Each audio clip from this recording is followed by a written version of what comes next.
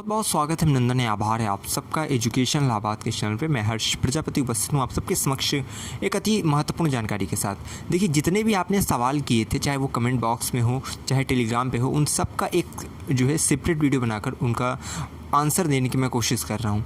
तो ध्यान से आप पूरी वीडियो को देखिएगा, जिससे कि आपको ये पता चल सके कि आपका क्वेश्चन इसके अंतर्गत निहित है अथवा नहीं है। अगर इसमें सम्मिलित नहीं रहेगा तो आप दोबारा कमेंट करिएगा, हम उस पर डिटेल वीडियो बनाकर आपकी समस्याओं को दूर कर देंगे। याद रखिएगा, इलाहाबाद विश्वविद्यालय की समस्या से लेकर समाधान तक और आपकी सेवा में अर्पित है जान तक, मैं हमेशा कहता हूँ। और काउंसलिंग की पूरी प्रक्रिया जब तक होगी, पूरी की पूरी कवरेज आपको चैनल के माध्यम से मिलेगी। ये चीज़ें मैं हमेशा आपको बता रहा हूँ। आपका देखिए जो सवाल बार बार आ रहा है, उसमें सबसे पहली जो चीज़ है वो बच्चों के रिज़ल्ट को लेकर है कि रिज़ल्ट नहीं है। अगर है तो उसमें किसी का बैक लग गया है सेकंड में, मतलब मान लीजिए किसी का 5th सेमेस्टर में या 6th में ऐसे कुछ बैक लगा हुआ है, किसी का फाइनल ईयर में जो बैक लग गया है, तो उनका अब रिज़ल्ट जब आएगा सेकेंड एग्ज़ाम दे करके, तो वो बोल रहे हैं कि अभी रिज़ल्ट ही नहीं तो कैसे एडमिशन होगा। ठीक है, ये पहला सवाल है। उसके बाद गैप ईयर का बच्चे पूछ रहे हैं कि गैप ईयर का क्या प्रावधान रहेगा, क्या एफिडेविट लगेगा। और कास्ट सर्टिफिकेट का आपका प्रॉब्लम आ रहा है कि कास्ट सर्टिफिकेट जो है कब का लगेगा, या सेंट्रल का लगेगा, स्टेट का लगेगा, ईडब्ल्यूएस वाले अलग परेशान हैं। ठीक है, वो चीज़ें हैं। उसके बाद आपकी जो चीज़ें इसमें मुझे जहाँ तक मैं समझ पा रहा हूँ वो ये है कि काउंसलिंग के संदर्भ में आप पूछ रहे हैं कि सबकी अलग अलग आएगी या एक साथ आएगी सभी कोर्सेज़ की। ठीक है, और उसके बाद एडमिशन का स्टेप आपको मैं समझा दूँगा इस वीडियो के लास्ट में। ठीक, तो वो पूरी चीज़ें आप समझ के जाएंगे तो ये मुझे जहाँ तक आशा है कि आप एक एक चीज़ से भली भांति परिचित हो सकेंगे। सबसे पहले देखो, मैं एक चीज़ आपको बता दूं, जो रिज़ल्ट वाली प्रॉब्लम है। देखो, गैप आपका चाहे बैक लगा हो, ठीक है, आप कुछ किसी भी चीज़ में सेकंड एग्ज़ाम देना हो, और जब तक आपका क्लियर नहीं होगा रिज़ल्ट, आप एडमिशन नहीं ले पाओगे। ठीक, अब बच्चे सोच रहे हैं 5th सेमेस्टर का लगा देंगे तो एडमिशन हो जाएगा, ऐसा नहीं होता है। फाइनल रिजल्ट चाहिए। अब किसी का क्यों है, करिकुलम एक्टिविटीज़ की जो कुछ होता है प्रैक्टिकल वगैरह, उसमें जैसे क्या होता है सेमेस्टर वाले एग्ज़ाम में, उसमें वो फेल है तो ऑल टू ऑल रिजल्ट जो है फेल दिखा रहा है। ठीक है, हो सकता है कई बच्चे ऐसे जिनकी ये प्रॉब्लम हो, तो ये जान लीजिए कि जब तक आपका वो पास नहीं दिखेगा, एडमिशन नहीं होगा, तो उसको एग्ज़ाम, अगर आपको उसका एग्ज़ाम हो तो एग्ज़ाम दीजिए, सेकंड एग्ज़ाम जो भी प्रावधान हो उसको अपना पास करिए। ठीक है, जब आपका फाइनल रिजल्ट पास दिखाने लगे, चाहे आपका बैक में हो, सेकंड एग्ज़ाम में इम्प्रूवमेंट वाला हो, ठीक है, स्क्रूटनी आपने डाल दिया, जो भी चीज़ें हैं, आपका फाइनल रिज़ल्ट पास होना चाहिए। ठीक है, फाइनल रिज़ल्ट आपका पास दिखा रहा है तो आप एडमिशन ले सकते हैं। अब किसी के पास रिज़ल्ट ही नहीं है, ठीक, कोई कह रहा है कि अभी एग्ज़ाम दिए, तभी एग्ज़ाम दिए, अभी रिज़ल्ट नहीं आया है, तो जब रिज़ल्ट आएगा, ठीक है, तब एडमिशन आपका होगा। बिना रिज़ल्ट के एडमिशन नहीं होता। देखिए, मैं हमेशा एक नोटिस आपको बताता हूँ कि AU अपीयरिंग वालों को केवल एंट्रेंस एग्ज़ाम देने की इजाज़त होती है, लेकिन एडमिशन के लिए रिज़ल्ट अनिवार्य है, क्योंकि रिज़ल्ट से पता चलता है कि आप जो है संबंधित प्रीवियस क्लास में पास हैं या फेल हैं। ठीक है, क्योंकि जो एलिजिबिलिटी होती है पोस्ट ग्रेजुएशन करने की, वो होती है कि आप ग्रेजुएशन पास हों। ठीक है, अब ग्रेजुएशन पास हो, ये तो इसी से पता चलेगा कि आपके पास रिज़ल्ट में आपका पास या फेल है, इसलिए रिज़ल्ट अनिवार्य है। लेकिन ऐसे बच्चे जिनकी जो है कॉपी जच गई है लेकिन फाइनल रिज़ल्ट नहीं आया है, वो अपनी संस्था से स्टेटमेंट ऑफ मार्क्स एक होता है, जिसमें आपको एक जो है पेज पर, जैसे आपकी जितने भी सब्जेक्ट हैं, आपको उसमें आपके कितने मार्क्स मिले हैं फाइनल में, वो चीज़ें आपको उसमें सत्यापित करके दी जाती है आपकी संस्था से। ठीक है, उसमें उसको वेरीफाइड करा लीजिएगा, प्रिंसिपल का मुहर जो होगा वो अपना देख दाख के करवा लीजिएगा, और उसको फिर जो है आप फाइनल के रिज़ल्ट में उसको यहाँ पे लगा सकते हैं, और स्टेटमेंट ऑफ मार्क्स से फिर आपका एडमिशन हो जाएगा। नहीं तो बिना फाइनल रिजल्ट के, ठीक है, सब कंप्लीट रिजल्ट के एडमिशन नहीं होता है।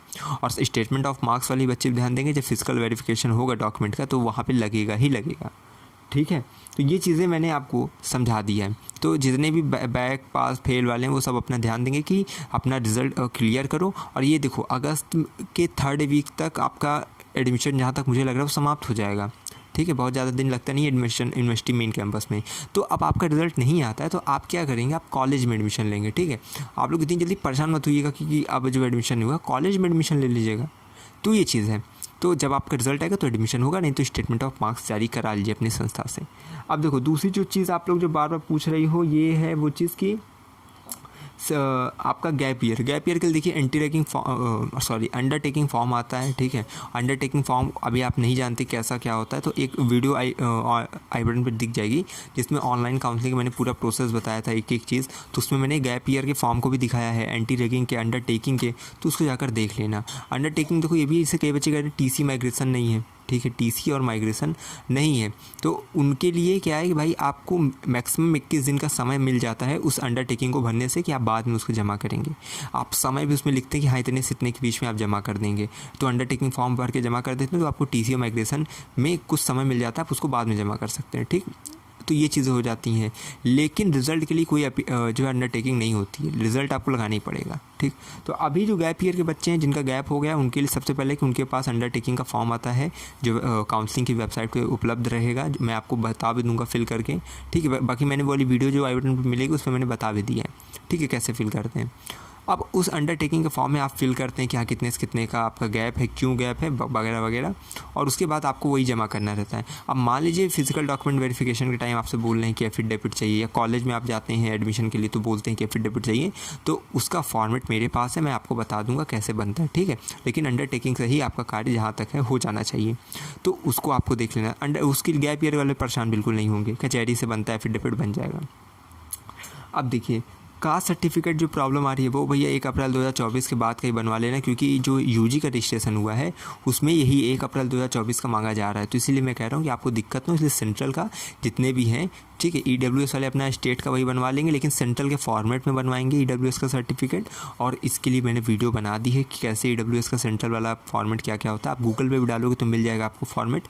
बाकी आई बटन पर लिंक मिलेगी ईडब्ल्यूएस वाली, वो देख लेना। और सेंट्रल के जितने भी हैं ओबीसी और जितने भी कैटेगरी के बच्चे हैं वो सब क्या करेंगे, अपना सेंट्रल का कास्ट सर्टिफिकेट बनवा लेंगे किसी भी साइबर कैफ़े से, ठीक, बन जाएगा, तो वो सब देख लेना अपना।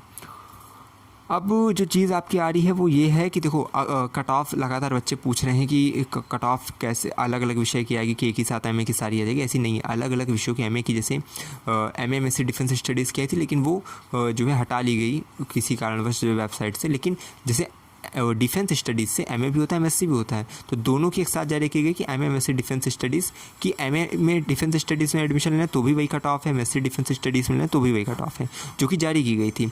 देखो ज़रूरी नहीं कि सबकी कैटेगरी वाइज पहले ही दिन जारी की जाए, तो हमेशा अक्सर आता है विश्वविद्यालय में कि पहली दूसरी तीसरी कट ऑफ यूआर की जारी करती है, यानी अनारक्षित श्रेणी अनरिजर्व्ड कैटेगरी, इसमें एक कट ऑफ जारी की जाती है और सभी जितने भी कैंडिडेट हैं सबको उसके अंतर्गत एडमिशन लेना है, चाहे ईडब्ल्यूएस हो, ओबीसी हो, एससी हो, एसटी हो। ठीक, अब बाद में रिजर्वेशन की कट ऑफ जारी की जाती है, इसमें ईडब्ल्यूएस की जारी की जाती है, ओबीसी की जारी की जाती है, एससी की जारी की जाती है, एसटी की जारी की जाती है। ठीक, वो चीज़ें होती हैं, प्रत्येक कोर्स की अलग अलग कट ऑफ आएगी, और जब आएगी तो मैं आपको बताऊँगा हम क्यों हैं, इतना क्यों परेशान है आप। ठीक, आप बिल्कुल परेशान होती है, आपको बस टेलीग्राम ग्रुप से जुड़े रहना है, क्योंकि सबसे पहले अपडेट मैं वहाँ दूंगा। आप हमारे यूट्यूब चैनल से जुड़ें तो वहाँ पे भी आपको शीघ्र अपडेट मिलेगी, सबसे तेज़ मिलेगी, पूरी काउंसलिंग की कवरेज मिलने वाली है, तो परेशान बिल्कुल मत होना। कट ऑफ से रिलेटेड मैंने बता दिया, और ई काउंसलिंग भी आपके पास सब चीज़ हो रही हैं। और जो आपने पूछा एडमिशन के स्टेप, देखो 3 स्टेप में होता है। पहला होता है रजिस्ट्रेशन करेंगे वेबसाइट पे जाके, और देखो अभी काउंसलिंग का पूरा प्रोसेस बताएंगे, अच्छे से बता देंगे, उसके लिए परेशान मत होना। ठीक है, जैसे ही अभी स्टार्ट होता है तो सबसे पहले क्या स्टेप होता है, रजिस्ट्रेशन एंड अपना डॉक्यूमेंट अपलोडिंग। दूसरा होता है आपका वेरिफिकेशन और फीस सबमिशन, कि आपका वेरीफाई कर दिया जाता है और फीस सबमिट फिर आप करते हैं। देखो इसमें क्या होता है कि आपका जैसे आपने रजिस्ट्रेशन कर दिया, डॉक्यूमेंट अपलोड कर दिया, अब आगे का प्रोसेस हो गया, आप कोऑर्डिनेटर जो विभाग का होता है, समन्वयक होते हैं, वो आपका वेरीफाई करते हैं डॉक्यूमेंट। उसके बाद जब वेरीफाइड कर देते हैं वेबसाइट पर, आप जब लॉगिन करते हो आपको शो करता है कि हाँ आपका सक्सेसफुली वेरीफाइड हो गया है। सक्सेसफुली वेरीफाइड होने के बाद अपनी फीस सबमिट करते हो, फीस नहीं पता किसकी क्या फीस है तो आई बटन पर लिंक मिलेगी, जाकर देख लेना। अब जो लिंक जहाँ लगाया रहूँगा देख लेना, मुझे नहीं पता कि मैं किस समय बोल रहा हूँ, किस समय पे लिंक लगेगी, तो लेकिन देख लेना। ठीक, अब यहाँ पे फीस सबमिट करने के बाद क्या होता है कि आपका थर्ड स्टेप जो आता है वो आता है एडमिशन कार्ड आपका जनरेट हो जाता है। अब इतनी चीज़ों को लेकर, यानी एडमिशन कार्ड, अपना एडमिट कार्ड, आई कार्ड, जितनी भी चीज़ें आपका था, ठीक है, सर्टिफिकेट और आपका जो ABC ID, आधार कार्ड, ठीक, ये सब चीज़ें लेकर जब सूचना आएगी फिजिकल डॉक्यूमेंट वेरिफिकेशन की तब जाना रहता है, एडमिशन कराना रहता है। तो ये पूरी की पूरी आपका प्रोसेस रहता है, जो कि मैंने आपको बता दिया, समझा दिया। ठीक, तो ये आपकी क्वेश्चन थे जो लगातार आप बार बार पूछ रहे थे, वो मैंने चीज़ें बता दी हैं। बाकी जो अन्य अपडेट है कि चैनल के माध्यम से आपको पता चलती रहेगी। ठीक है, तो आपको क्या करना है, बस लगातार चैनल के साथ जुड़े रहना है, अपना प्यार सपोर्ट बनाए रखना है। बाकी मैं हमेशा कहता हूँ कि लगातार जुड़े रहें मेरे साथ, हमें विश्वविद्यालय के पास कोई भी खबरों की खास पहुँचाते रहेंगे आपके पास। बहुत बहुत धन्यवाद, बहुत बहुत आभार।